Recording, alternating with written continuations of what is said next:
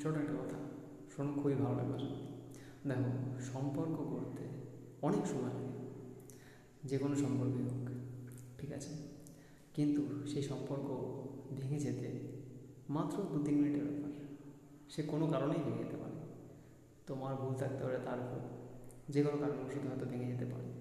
তো সম্পর্ক করতে না পুরো জীবনটা চলে যায়, তোমার লাইফ পুরো শেষ হয়ে যাবে সম্পর্ক করতে, ভালো মন্দ সব কিছু নিয়ে চলতে। ভাঙতে কিন্তু 2 থেকে 3 মিনিট। তো ভাঙার আগে 10বার হলেও ভাববে, ঠিক আছে?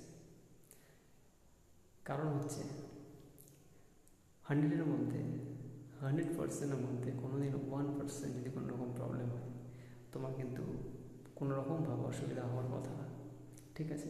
তো ওই ভুল নিয়ে তুই সম্পর্ক ভেঙে দেবে, এটা একদমই ঠিক না। 100-এর মধ্যে যদি 100-এর কোনো প্রবলেম হয়, তখন কিন্তু তোমার অসুবিধা হতে